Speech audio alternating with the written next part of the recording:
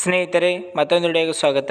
ಇವತ್ತಿನ ವಿಡಿಯೋದಲ್ಲಿ army ordnance crop ಸೆಂಟರ್ನಲ್ಲಿ ಹಲವಾರು ರೀತಿ ಹುದ್ದೆಗಳನ್ನು ಕರೆಯುತ್ತಾರೆ. ಇದು ಸಂಪೂರ್ಣವಾಗಿ ಕೇಂದ್ರ ಸರ್ಕಾರದ ಹುದ್ದೆಗಳಾಗಿರ್ತವೆ. ಮತ್ತು ಯಾವ ರೀತಿ ಪೋಸ್ಟ್ಗಳದ ಅಂತ ನೋಡ್ಬೋದು. ಇಲ್ಲಿ ಮಟೀರಿಯಲ್ ಅಸಿಸ್ಟೆಂಟ್ ಮತ್ತು ಜೂನಿಯರ್ ಆಫೀಸರ್ ಅಸಿಸ್ಟೆಂಟ್ ಮತ್ತು ಸಿವಿಲ್ ಮೋಟರ್ ಮತ್ತು ಅದೇ ರೀತಿಯಾಗಿ ಫೈರ್ಮನ್ ಅಂತ ಕಾರ್ಪೆಂಟರ್, ಈ ರೀತಿಯಾಗಿ ಹಲವಾರು ರೀತಿ ಹುದ್ದೆಗಳನ್ನು ಕರೆಯುತ್ತಾರೆ. ಮತ್ತು ನೋಡ್ಕೋಬೋದು ಇಲ್ಲಿ ಟ್ರಾನ್ಸ್ಮನ್ ಮೇಟ್ MTS, ಈ ರೀತಿಯಾಗಿ ಟೋಟಲ್ ಆಗಿ 723 ಹುದ್ದೆಗಳನ್ನು ಕರೆದಿರ್ತಾರೆ. ಈ 723 ಹುದ್ದೆಗಳಿಗೆ ಯಾವ ವಿದ್ಯಾರ್ಹತೆ ಪಡೆದವರು ಇದಕ್ಕೆ ಅಪ್ಲಿಕೇಶನ್ ಹಾಕಬೇಕು ಎಂಬುದನ್ನು ತಿಳಿಸ್ಕೊಡ್ತಾರೆ ಮನಿ. ಮತ್ತು ಇವು 723 ಹುದ್ದೆಗಳು ಇನ್ನೂ ಹೆಚ್ಚಾಗುತ್ತಾವತ್ತು ಮತ್ತು ಕಡಿಮೆ ಆಗುವ ಅಂತ ಕೊಟ್ಟಿದ್ದಾರೆ. ಇಲ್ಲಿ ನೋಡ್ಬೋದು ಮಟೀರಿಯಲ್ ಅಸಿಸ್ಟೆಂಟ್ನಲ್ಲಿ ನೋಡ್ಬೋದು ಕೆಟಗರಿ ವೈಸ್ ರಿಸರ್ವೇಷನ್ ಎಷ್ಟೆಷ್ಟು ಪೋಸ್ಟ್ಗಳು ಅದಾವ ಅಂತ ನೋಡ್ಬೋದು. ಇಲ್ಲಿ ಇವರಲ್ಲಿ 10 ಇರ್ತಾವೆ. ಮತ್ತು EWSನಲ್ಲಿ 1 ಹುದ್ದೆ ಇರ್ತೈತಿ. ಮತ್ತು OBCಯಲ್ಲಿ 5 ಹುದ್ದೆಗಳು ಖಾಲಿ ಇರ್ತಾವೆ. ಮತ್ತು SCಯಲ್ಲಿ 2 ಹುದ್ದೆಗಳು ಖಾಲಿ ಇರ್ತಾವೆ. STಯಲ್ಲಿ 1 ಹುದ್ದೆಗಳು ಖಾಲಿ ಇರ್ತಾವೆ. ಮತ್ತು ಟೋಟಲ್ ಈ ರೀತಿಯಾಗಿ 19 ಪೋಸ್ಟ್ ಖಾಲಿ ಇರ್ತಾವೆ. ಇದಕ್ಕೆ ಸ್ಯಾಲ್ರಿ ನೋಡ್ಕೋಬೋದು. ಮಂತ್ಲಿ 29,200ರಿಂದ 92,300ವರೆಗೂ ಮಂತ್ಲಿ ಸ್ಯಾಲ್ರಿ ಸಿಗುತ್ತಿರ್ತೈತಿ. ಮತ್ತು junior officer assistant monthly salary ನೋಡ್ಬೋದು. ಇಲ್ಲಿ ಇದಕ್ಕೆ 19,900ರಿಂದ 63,200ವರೆಗೂ ಇದಕ್ಕೂ ಮಂತ್ಲಿ ಸ್ಯಾಲ್ರಿ ಇರ್ತೈತಿ. ನೀವು ಕೆಟಗರಿ ವೈಸ್ ಚೆಕ್ ಮಾಡ್ಕೋರಿ. ಇದನ್ನ ಈ PDF ನಮ್ಮ ಗೌರ್ಮೆಂಟ್ ಜಾಬ್ ಅಪ್ಡೇಟ್ ಟೆಲಿಗ್ರಾಮ್ ಗ್ರೂಪ್ನಲ್ಲಿ ಕೊಟ್ಟಿರ್ತೀನಿ. ಅಲ್ಲಿ ಹೋಗಿ PDF ಚೆಕ್ ಮಾಡ್ಕೋರಿ. ಮತ್ತು ನಮ್ಮ ಟೆಲಿಗ್ರಾಮ್ ಗ್ರೂಪ್ ಯಾರು ಜಾಯ್ನ್ ಆಗಿಲ್ಲ ಅವ್ರು ಜಾಯ್ನ್ ಆಗಿರಿ. ಅದರ ಲಿಂಕ್ ನಮ್ಮ ಯೂಟ್ಯೂಬ್ ಚಾನಲ್ ಡಿಸ್ಕ್ರಿಪ್ಷನಲ್ಲಿದೆ. ಅಲ್ಲಿ ಹೋಗಿ ಜಾಯ್ನ್ ಆಗ್ಬೋದು. ಇವೆಲ್ಲ PDF ಅಪ್ಲೋಡ್ ಮಾಡ್ತಾ ಇರ್ತೀನಿ. ಅದೇ ರೀತಿ ಇಲ್ಲಿ ನೋಡ್ಬೋದು ಸಿವಿಲ್ ಮೋಟಾರ್ ಡ್ರೈವರಲ್ಲಿ ನೋಡ್ಕೋಬೋದಾದ್ರೆ ಎಷ್ಟು ಹುದ್ದೆಗಳನ್ನು ಕರೆದಾರ ಅಂತ ನೋಡೋದಿದ್ರೆ SCಯಲ್ಲಿ ಯಾವುದೇ ರೀತಿಯ ಹುದ್ದೆಗಳನ್ನು ಕರೆಯುವುದಿಲ್ಲ. STಯಲ್ಲಿ ಯಾವುದೇ ರೀತಿಯ ಹುದ್ದೆಗಳನ್ನು ಕರೆಯುವುದಿಲ್ಲ. EWSನಲ್ಲಿ ಯಾವುದೇ ರೀತಿಯ ಹುದ್ದೆಗಳು ಇರುವುದಿಲ್ಲ. URL ಟೋಟಲ್ ಆಗಿ 3 ಹುದ್ದೆ ಇರ್ತವೆ. ಮತ್ತು OBCಯಲ್ಲಿ 1 ಹುದ್ದೆ ಇರ್ತದೆ. ಈ ರೀತಿಯಾಗಿ ಟೋಟಲ್ ಆಗಿ ಸಿವಿಲ್ ಮೋಟರ್ನಲ್ಲಿ 4 ಹುದ್ದೆಗಳು ಇರ್ತವೆ. ಇದು ಸ್ಯಾಲ್ರಿ 19,900ರಿಂದ 63,200ವರೆಗೂ ಸ್ಯಾಲ್ರಿ ಸಿಗುತ್ತಿರ್ತೈತಿ. ಮತ್ತು ಇಲ್ಲಿ ನೋಡ್ಬೋದು ಟ್ರಾನ್ಸ್ಮನ್ ಮೇಟ್ ನೋಡ್ಕೋಬೋದು. ಇಲ್ಲಿ ಇದರಲ್ಲಿ ಟೋಟಲ್ ಆಗಿ 389 ಹುದ್ದೆಗಳನ್ನು ಕರೆದಿರ್ತಾರೆ. ಇದಕ್ಕೆ ಸ್ಯಾಲ್ರಿ ನೋಡೋದಾದರೆ 18,000ರಿಂದ 56,900ವರೆಗೂ ಸ್ಯಾಲ್ರಿ ಸಿಗುತ್ತಿರ್ತೈತಿ. ಕೆಟಗರಿ ವೈಸ್ ಚೆಕ್ ಮಾಡ್ಕೋರಿ. ನಾವು ಎಷ್ಟೆಷ್ಟು ಪೋಸ್ಟ್ಗಳು ಅಂತ ಕೆಟಗರಿ ವೈಸ್ ಚೆಕ್ ಮಾಡ್ಕೊಂಡು ನೀವು ಅಪ್ಲಿಕೇಶನ್ ಹಾಕೋರಿ. ನಿಮ್ಮ ಕೆಟಗರಿ ಎಷ್ಟೆಷ್ಟು ಮೀಸಲಾತಿ ಇರ್ತದಂತ ಚೆಕ್ ಮಾಡ್ಕೋರಿ. ಚೆಕ್ ಮಾಡ್ಕೊಂಡು ಇದಕ್ಕೆ ಅಪ್ಲಿಕೇಶನ್ ಹಾಕೋರಿ.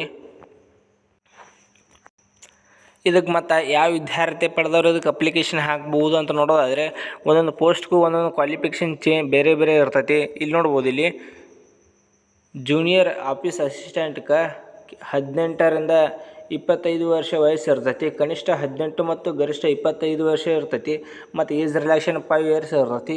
ಇಲ್ಲಿ ನೋಡ್ಬೋದು ಸೆಕೆಂಡ್ PUC ಪಾಸಾದಂಥ ಅಭ್ಯರ್ಥಿಗಳದ್ದು ಅಪ್ಲಿಕೇಶನ್ ಹಾಕ್ಬೋದು. ಮತ್ತು ಟೈಪಿಂಗ್ ಕಂಪ್ಯೂಟರ್ಸ್ ಬರ್ತಿರ್ಬೇಕು. ಇಲ್ಲಿ ನೋಡ್ಬೋದು. ಇಲ್ಲಿ 35 ವರ್ಡ್ ಪರ್ ಮಿನಿಟ್ ಒಳಗೆ ನೀವು ಇಂಗ್ಲೀಷ್ ಒಳಗೆ ಟೈಪಿಂಗ್ ಮಾಡಬೇಕಾಕೈತಿ. ಮತ್ತು ಇದು ಇಂಗ್ಲೀಷ್ ಒಳಗಾಯ್ತು. ಅದೇ ರೀತಿಯಾಗಿ ಇದೇನಾರ ನಿಮ್ಗೆ ಬರ್ತಿದ್ದಿಲ್ಲ ಅಂದರೆ 30 ವರ್ಡ ಹಿಂದಿ ಒಳಗೆ ನೀವು ಟೈಪಿಂಗ್ ಮಾಡಬೇಕಾಕೈತಿ ಪರ್ ಮಿನಿಟ್ ಒಳಗೆ. ಮತ್ತು ಅದೇ ರೀತಿಯಾಗಿ ಸಿವಿಲ್ ಮೋಟಾರ್ ಡ್ರೈವಲ್ಲಿ ನೋಡ್ಕೋಬೋದು. ಇಲ್ಲಿ ಇದಕ್ಕೂ ಕೂಡ ಕನಿಷ್ಠ 18 ವರ್ಷ ಇರ್ತೈತಿ ಮತ್ತು ಗರಿಷ್ಠ 27 ವರ್ಷ ವಯಸ್ಸು ಇರ್ತೈತಿ. ಇದಕ್ಕೆ ಜಸ್ಟ್ ನೀವು 10th ಪಾಸಾದವರು ಇದಕ್ಕೆ ಅಪ್ಲಿಕೇಶನ್ ಹಾಕೋಬೋದು. ಮತ್ತು 10th ಜೊತೆಗೆ ನಿಮಗೆ ಹೆವಿ ಮೋಟ್ರ್ ಲೈಸೆನ್ಸ್ ಇರಬೇಕಾಗೈತಿ ಗಾಡಿದ. ಮತ್ತು ಇಲ್ಲಿ ನೋಡ್ಬೋದು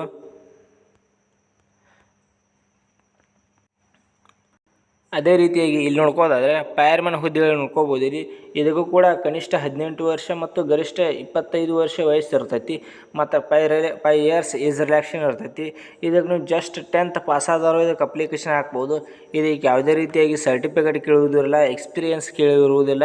ನೀವು ಜಸ್ಟ್ 10th ಪಾಸ್ ಆಗಿತ್ತು ಇದಕ್ಕೆ ಅಪ್ಲಿಕೇಶನ್ ಹಾಕೋರಿ. ಯಾರು ಕೂಡ ಇದಕ್ಕೆ ಮಿಸ್ ಮಾಡಬೇಡ್ರಿ. ಅದೇ ರೀತಿಯಾಗಿ ಕಾರ್ಪೆಂಟರ್ ನೋಡ್ಕೋಬೋದು. ಇಲ್ಲಿ ಇದಕ್ಕೂ ಕೂಡ ಜಸ್ಟ್ 10th ಪಾಸಾದರೂ ಇದಕ್ಕೆ ಅಪ್ಲಿಕೇಶನ್ ಹಾಕ್ಬೋದು. ಮತ್ತು 3 ಇಯರ್ಸ್ ಎಕ್ಸ್ಪೀರಿಯನ್ಸ್ ಇರಬೇಕಾಕತಿ.